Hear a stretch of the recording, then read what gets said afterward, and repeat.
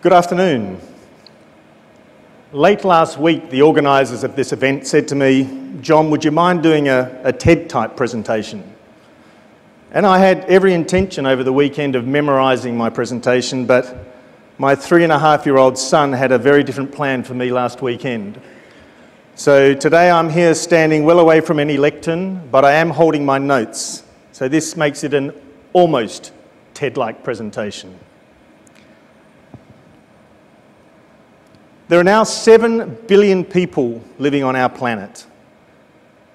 That is 7 billion people consuming biodiversity every day in the form of medicine, in the form of clothes, in the form of perfume, furniture, luxury goods. The consumption of biodiversity is growing at an unprecedented rate, and our ability to harvest from nature knows no limits. This is challenging the ability of communities and governments to make use of their resources sustainably, including not threatening the survival of species in the wild. And hundreds of millions of people rely on biodiversity for their livelihoods and for their survival, most particularly local and Indigenous communities. But how do we know that we are harvesting wildlife in a sustainable manner? Who's collecting the data? Who's analysing it? Who's got access to it? And how's that being done? We need indicators to measure the impact of taking species from the wild, to ensure that we're doing it in a sustainable way, and to understand the impact of taking species on the whole ecosystem. But how do you measure against indicators? If you're going to measure against indicators, you need to have up-to-date data. You need analytical tools. You need to provide open and transparent access to data and information. CITES, the Convention on International Trade in Endangered Species of Wild Fauna and Flora. How does it do it? This is a convention that stands at the intersection between trade, environment, and development. This convention is needed more today than it was in March 1973 when it was adopted in Washington, DC. What CITES does is it regulates the trade in almost 35,000 species of plants and animals, both terrestrial and marine, including their parts and derivatives. But commercial trade is only prohibited in 3% of those species, or about 1,000 of those species, perhaps the most well-known being the tiger. For the other 97% of species, or close to 33,000 species, such as orchids, vicunias, crocodile, mahogany, trade is regulated to be sure that it is legal, it is sustainable, and it is traceable. And CITES data assists countries to track legal international trade in these species, to see what impact it is having on the environment, and to see what impact it is having on the survival of species in the wild. However, we've got a problem. International illegal trade in wildlife is estimated by some to be worth up to $10 billion per year, and that is excluding timber and marine species. This is pushing many species towards extinction. To give you an example, the value of rhino horn on the black market is now seen as being more valuable than gold. This picture here from colleagues with the Hong Kong authorities was just taken last month. In one seizure, they took 33 rhino horns. This illegal trade robs local people of their livelihoods, and it robs countries of their cultural and their natural heritage. It must be stopped, and states need assistance to achieve this. With those sorts of figures, perhaps it comes as no surprise that illegal trade in wildlife has now been infiltrated by organised crime. As such, has been recognised by the United Nations Office of Drugs and Crime, Interpol, and the World Bank. We need a far more sophisticated and coordinated effort at combating the illegal trade in wildlife. And in November of last year at the Tiger Summit in St. Petersburg, we launched a consortium, the International Consortium to Combat Wildlife Crime. It's a consortium of CITES, Interpol, the World Customs Organization, the World Bank, and the United Nations Office of Drugs and Crime. And I must say this has the highest level support across all of these organisations. And having just heard from the World Bank, I would like to also recognise the strong support from President Zerlich of the World Bank to this initiative and to tackling illegal trade in wildlife more generally. What does this consortium do? It's taking the fight against wildlife crime to another level, but how is it doing that? It's doing that because the 5 organisations I've just mentioned are now sharing data. They're sharing analysis, they're sharing intelligence, they're sharing enforcement techniques and resources so that we can take this battle up to the organised syndicates that are involved. CITES is about putting good concepts into practice. We desperately need more practice and less theory. Over the last 36 years, CITES has put into place the largest global effort at giving meaning to the concept of the sustainable use of biodiversity, with significant benefits for both local communities and the global community. CITES regulated trade is a multi-billion-dollar business. CITES parties currently issue over 850,000 permits per year. These are permits that effectively certify that that trade is both legal and sustainable. And all of that data is provided to the CITES Secretariat. And we now have over 11 million recorded trades of wildlife in our database. And this is the world's most extensive and open access collection of data on the sustainable use of biodiversity. These are trades that national science authorities have effectively certified as not being detrimental to the survival of the species in the wild, or in other words, sustainable. And many of these transactions have contributed towards the decrease of poverty, in particular in rural areas that are dependent upon wildlife, through improving wildlife management and thereby supporting sustainable development and the achievement of the Millennium Development Goals.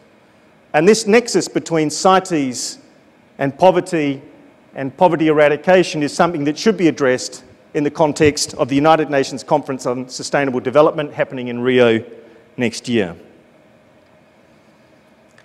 We are working with organisations such as the World Customs Organization on bringing to our parties new information and communication technologies.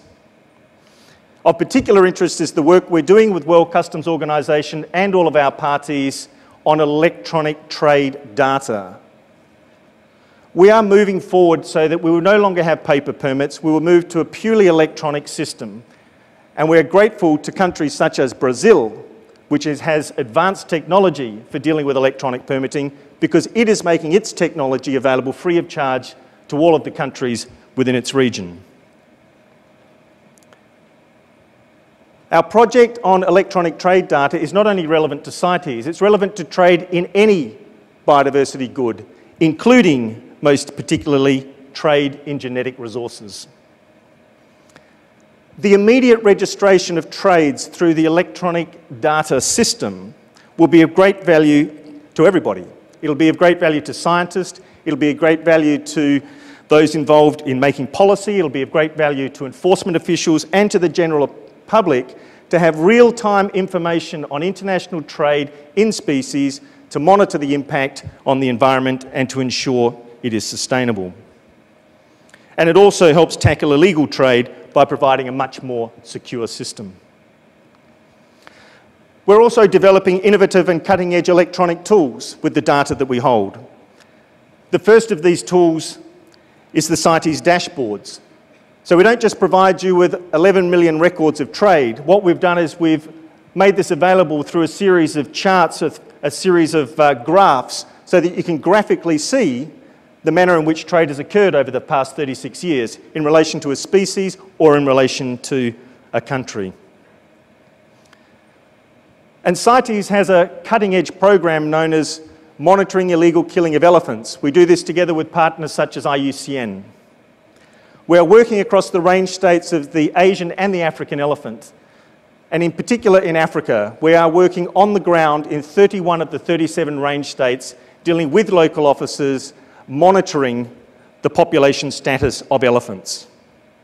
We are providing up-to-date field data that states need in order to make the sort of informed decisions that have to be taken on managing elephant populations and dealing with enforcement-related issues.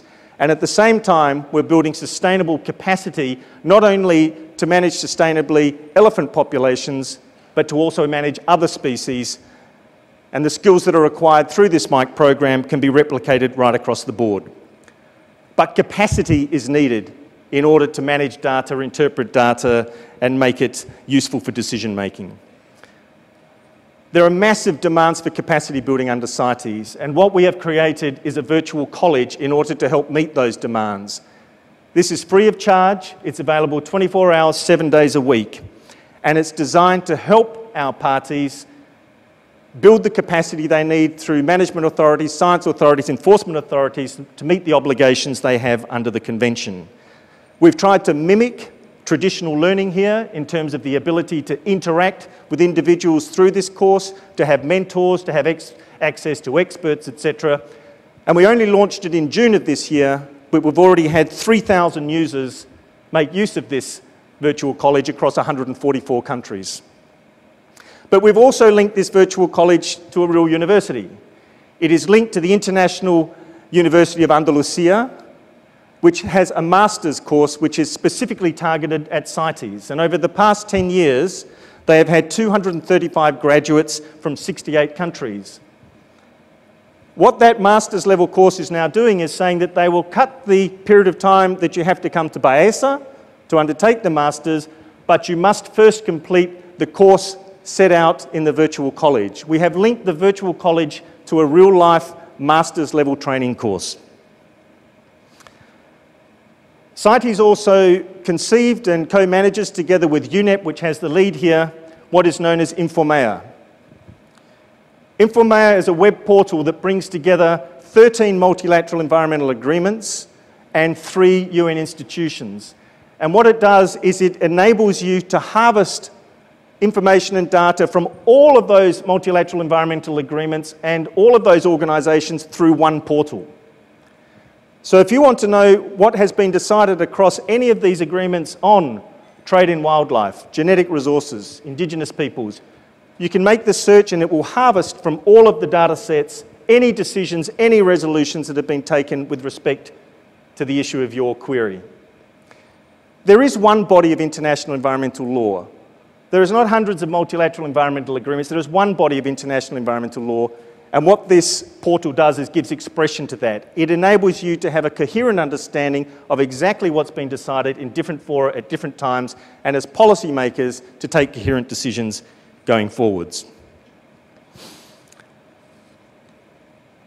Delegates, overexploitation through illegal trade and unsustainable international trade poses an immediate risk to biodiversity.